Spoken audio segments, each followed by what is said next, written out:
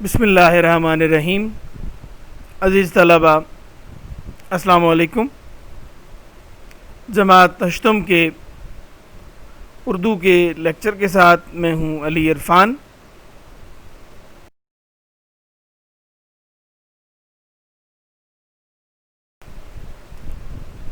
آج ہمارے لیکچر کا ٹاپک ہے نصابی کتاب کا چیپٹر ملی وحدت۔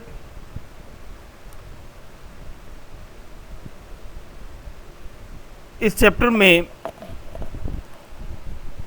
مسلمانوں کے اتحاد اور اتفاق سے متعلق گفتگو کی گئی ہے۔ نام سے ظاہر ہے ملی وحدت یعنی بحیثیت ایک قوم جو مسلمانوں کا اتحاد ہے، اس کے بارے میں یہ چیپٹر ہے۔ ایک سٹوری کی صورت میں، ایک کہانی کی صورت میں مسلمانوں کی وحدت پہ، مسلمانوں کے اتحاد پہ، اتحاد بین المسلمین پہ زور دیا گیا ہے۔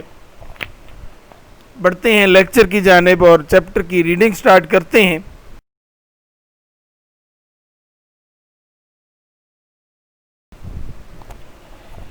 سب سے پہلے تو ہم اس چیپٹر کے تدریسی مقاصد دیکھیں گے۔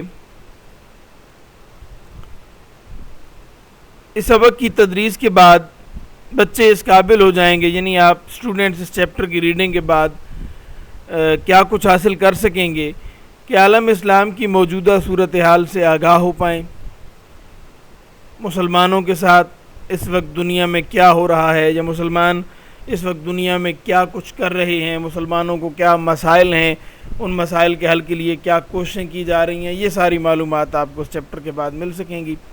ملی وحدت کی اہمیت و ضرورت کا احساس کر پائیں، یعنی اتحاد بین المسلمین کی جو اہمیت ہے اور ضرورت ہے، اس کے حوالے سے آپ کے اندر شعور اور احساس بیدار کیا جائے۔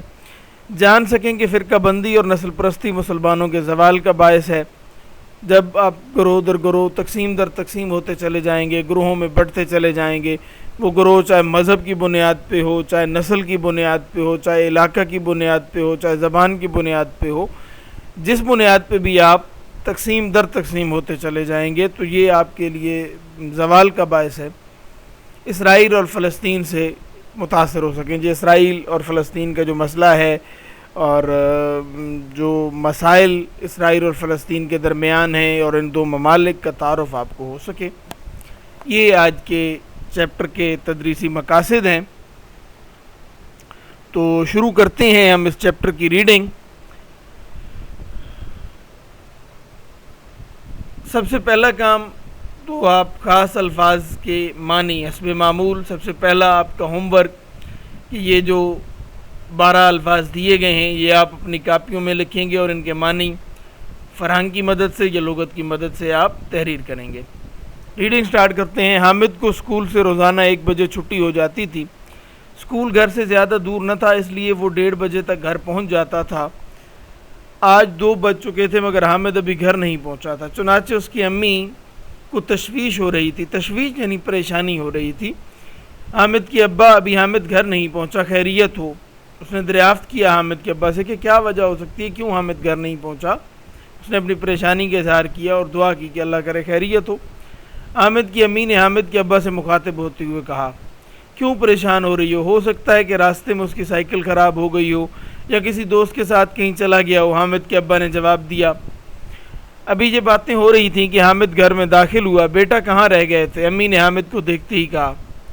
امی راستے میں شہر بھر کے کالج کے طلباء احتجاجی مظاہرہ کر رہے تھے، اس وجہ سے پولیس نے سڑک بند کی ہوئی تھی۔ میں سڑک کی بجائے گلیوں میں سے ہوتا ہوا بڑی مشکل سے پہنچا ہوں۔ میرے خیال میں یہاں تک کوئی مشکل بات نہیں ہے کہ جس کی مجھے وضاحت کرنی پڑے۔ حامد نے جواب دیا، بھائی کیسا مظاہرہ تھا؟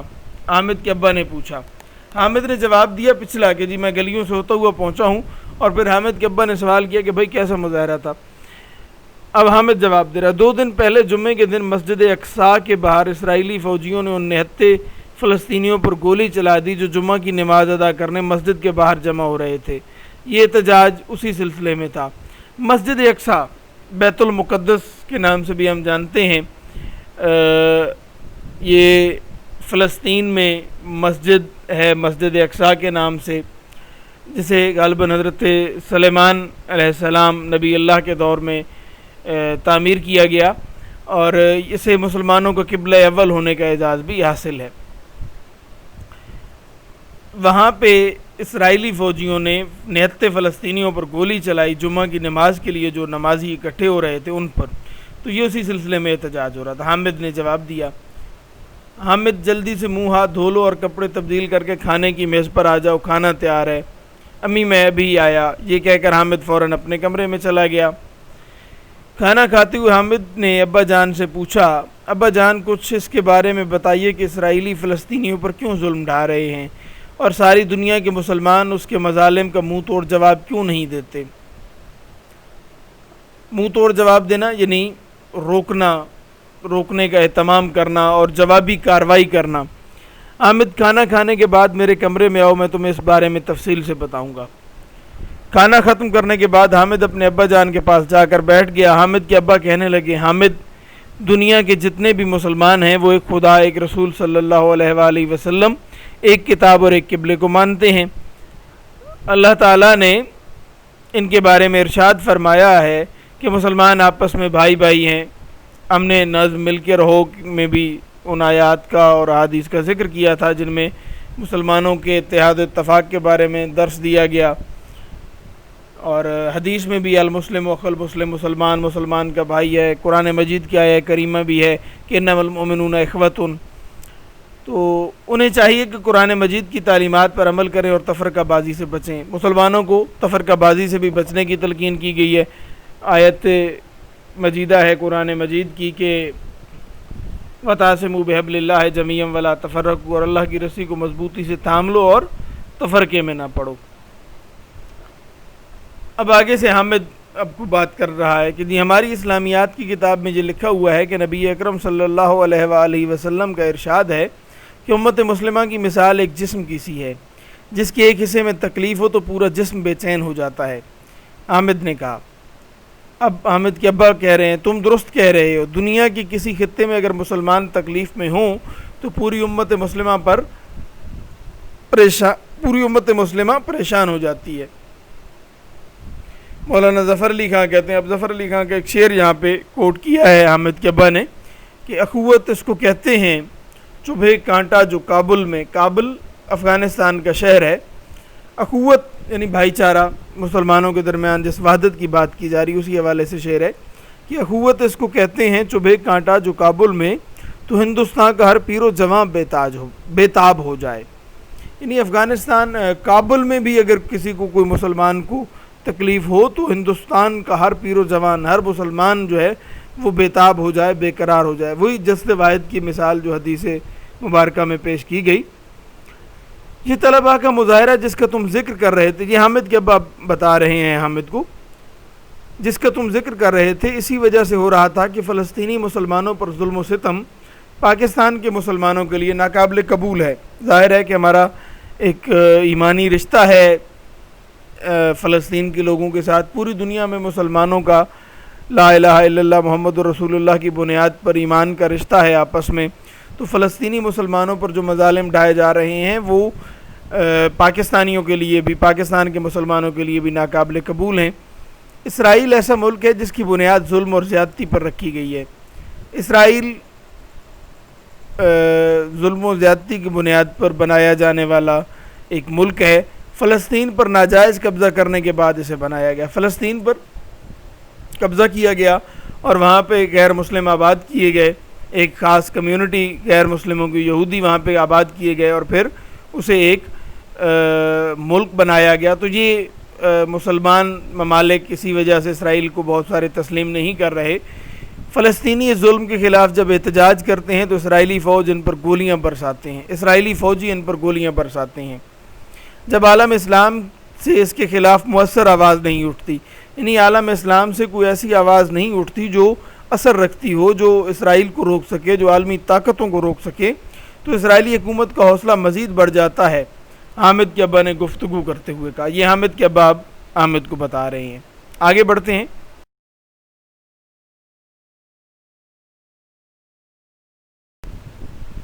ابا جان کیا وجہ ہے کہ مسلمان تعداد میں 1 ارب سے زیادہ ہونے کے باوجود دنیا کے مختلف علاقوں میں جبر و ظلم کا شکار ہیں؟ جبر و ظلم یعنی ان پر جبر و ظلم کا شکار ہونا، یعنی ان پر ظلم ہونا۔ جبر بھی ظلم کے معنوں میں استعمال ہوتا ہے۔ حامد نے ابا جان سے پوچھا۔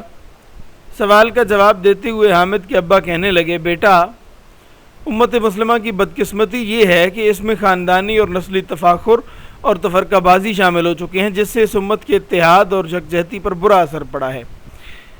بحیثیت مسلمان ہمارے درمیان بہت سارے گروہ بن گئے ہیں، اور یہی ہماری بدقسمتی ہے۔ یہی چیپٹر میں بیان کیا جا رہا ہے کہ ہم ایک تو مذہب اور مسلک کی بنیاد پر، کوئی شیعہ ہے، کوئی سنی ہے، کوئی بریلوی ہے، کوئی وہابی ہے، کوئی اہل حدیث ہے، کوئی دیوبندی ہے، لیکن وہ جو مسلمان کا ایک تشخص تھا وہ کہیں پیچھے رہ گیا۔ ہم نے اپنے آپ کو مسلک کی بنیاد پہ گروہوں میں تقسیم کر لیا اور اسلام کے نام پہ متحد ہونے سے منحرف ہو گئے۔ پھر دوسرا ہمارا خاندانی اور نسلی تفاخر ہے کہ فلاں جی کسی اونچے خاندان سے ہے اور وڈیرا ہے، وہ کسی دوسری کاسٹ کو، جسے ہم اپنے الفاظ میں یعنی چھوٹی قومیں یا کمی لوگ یا اس قسم کے الفاظ استعمال کرتے ہیں، وہ اپنے آپ کو ان سے بہتر اور برتر سمجھ رہا ہوتا ہے۔ تو یہ ہمارے درمیان تقسیم در تقسیم کا عمل ہے۔ اسی طرح سے ہم علاقائیت کی بنیاد پر اور لسانیت کی بنیاد پر بھی بہت ساری جگہوں پہ تقسیم ہے، جس کے نتیجے میں امت کا اتحاد جو ہے وہ پارا پارا ہو جاتا ہے۔ بحیثیت مسلمان قوم ہمارا اتحاد جو ہے وہ پارا پارا ہو جاتا ہے، اور ہم اپنی اہمیت اور اپنی قدر و قیمت کھو دیتے ہیں۔ اس اتحاد نہ ہونے کی وجہ سے ہمارے حالات جو ہیں وہ ابتر ہوتے چلے جا رہے ہیں، کیونکہ نا اتفاقی کا ہماری یکجہتی پر برا اثر پڑتا ہے۔ ابا جان، کیا مسلمانوں کے اتحاد کے لیے بھی کوشش نہیں کی گئی؟ کیا مسلمانوں کے اتحاد کے لیے کبھی کوئی کوشش نہیں کی گئی؟ حامد نے پوچھا۔ اب حامد کے ابا جواب دے رہے ہیں، پہلی جنگ عظیم کے بعد، پہلی جنگ عظیم جو 1914 سے 1918 تک لڑی گئی، اس کے بعد سب سے زیادہ نقصان مسلمانوں کی وحدت ملی کو پہنچا۔ ملی وحدت جو مسلمانوں کی تھی وہ سب سے زیادہ متاثر ہوئی، جس سے ان کی فوجی، معاشی اور سیاسی طاقت کو بہت زیادہ نقصان ہوا۔ اس صورتحال میں عالم اسلام کے مختلف علاقوں میں مسلمانوں کے اتحاد کی آوازیں بلند ہونے لگیں۔ مصر کے علامہ رشید رضا، افغانستان کے جمال الدین افغانی، ہندوستان کے محمد علی جوہر اور علامہ محمد اقبال، مراکش کے ایف عبد الکریم اور تیونس کے جناب سنیوسی اسلامی دنیا کے وہ مفکر تھے جنہوں نے مسلمانوں کے اتحاد کا نعرہ لگایا۔ چنانچہ 1926 میں مکہ مکرمہ میں مختلف اسلامی مفکرین تھنکرز، سوچنے والے، دانشور، ان کا اجلاس ہوا، جس میں عالم اسلام کے مسائل پر غور و فکر کر کے ان کے حل کی تجاویز مرتب کی گئیں۔ تجاویز یعنی مشورے دیے گئے، مختلف حل جو ہیں وہ اس کے لیے سجیسٹنز پیش کی گئیں۔ اسی اجلاس میں ایک ادارے کی بنیاد رکھی گئی جو مؤتمر عالم اسلامی کے نام سے مشہور ہے۔ یہ ادارہ مسلمانوں کی فلاح و بہبود کے لیے کوشاں ہے۔ مؤتمر عالم اسلامی، ورلڈ اسلامک کانگریس، اس نام سے یہ ادارہ بنایا گیا تھا 1926 میں۔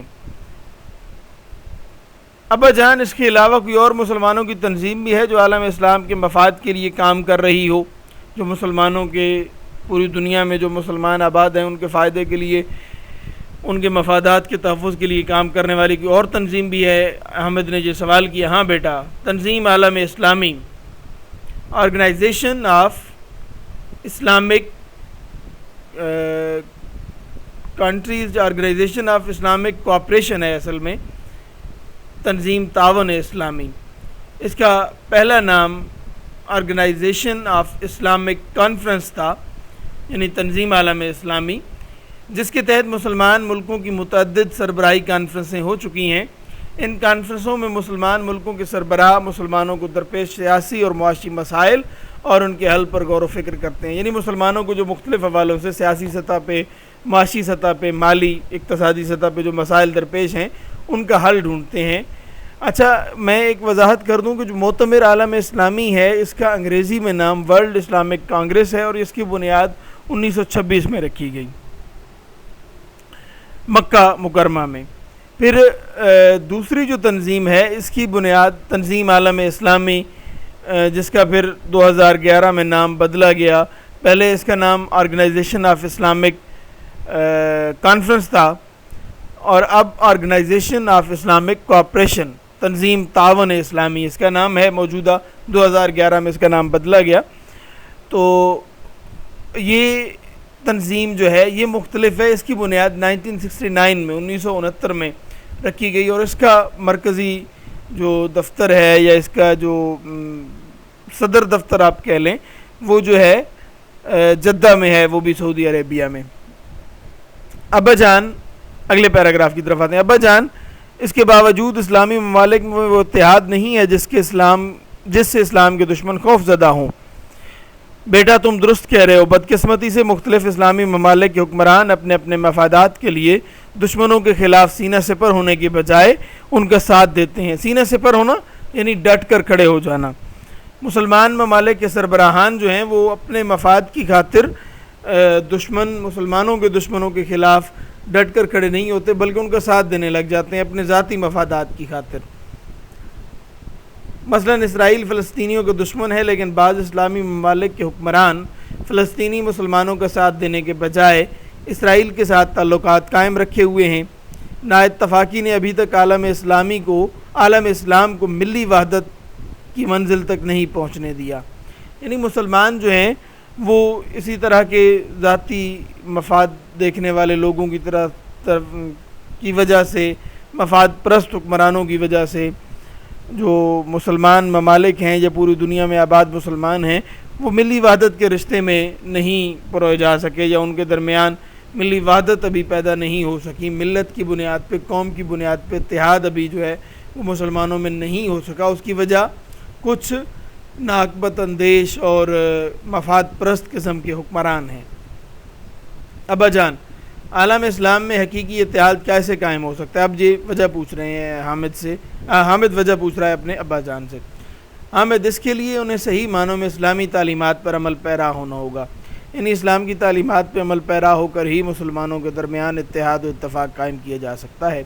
ایسے حکمرانوں سے جان چھڑانی ہوگی جو ملی مفاد پر، یعنی ملت قوم کے مفاد پر ذاتی مفاد کو ترجیح دیتے ہوں. یعنی جن کی پرائرٹیز میں اپنے ذاتی مفاد کو دیکھنا لکھا ہو، جو ذاتی مفاد کو ترجیح دیتے ہوں، پرائرٹیز جن کی اپنے مفادات کا حصول ہو، ان حکمرانوں سے جان چھڑانی ہوگی اور ان حکمرانوں کو آگے لانا ہوگا جو ملت کے، قوم کے مفاد کو سامنے رکھتے ہوں. انہیں پاکستانی، ایرانی، افغانی، عراقی اور مصری ہونے کے بجائے حقیقی معنوں میں مسلمان بننا ہوگا.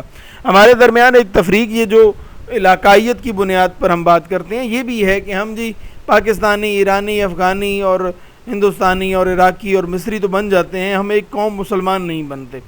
اقبال نے بھی اسی حوالے سے، یہ بڑی خوبصورت سا شعر ہے اقبال کا، وہ جو اقبال کی نظم ہے طلوع اسلام میں ہے غالباً یہ شعر، کہ بتانے رنگ و خوں کو توڑ کر ملت میں گم ہو جا، نہ تورانی رہے باقی، نہ ایرانی نہ افغانی. توران بھی ایک علاقہ ہے ایران کا ہی.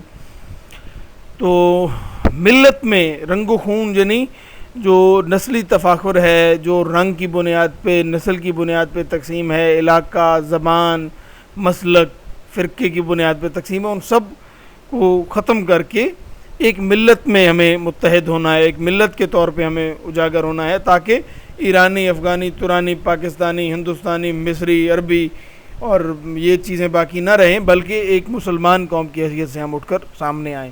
اقبال کی شاعری میں مسلمانوں کے اتحاد کے حوالے سے آپ کو بے پناہ اشعار ملتے ہیں. شکوہ جواب شکوہ میں بھی اس کے حوالے سے بہت سارے اشعار ہیں.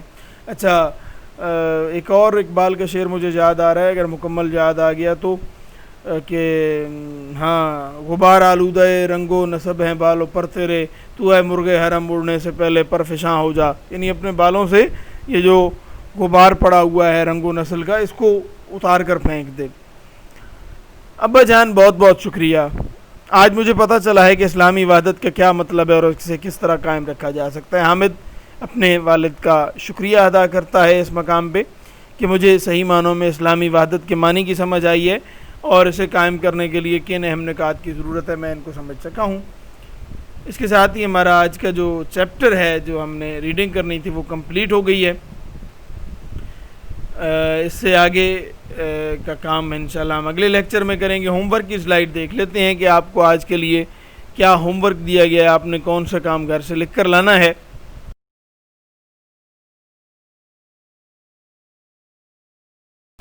جی، ہوم ورک آپ کا یہ ہے کہ مشق کے سوال نمبر 1 کے ذیلی سوالات جو ہیں ان کے مختصر جوابات لکھ کر لائیں۔ جو پچھلی سلائیڈ تھی اس میں سکرین پر سامنے بھی آ رہے تھے، صفحہ نمبر 100 نصابی کتاب کے صفحہ نمبر 100 پر یہ سوالات موجود ہیں۔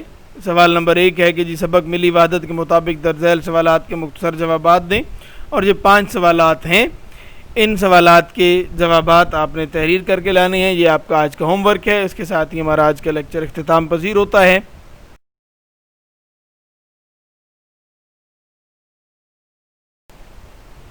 وش یو بیسٹ آف لک، خوش رہیں، خوش رکھیں، اللہ حافظ۔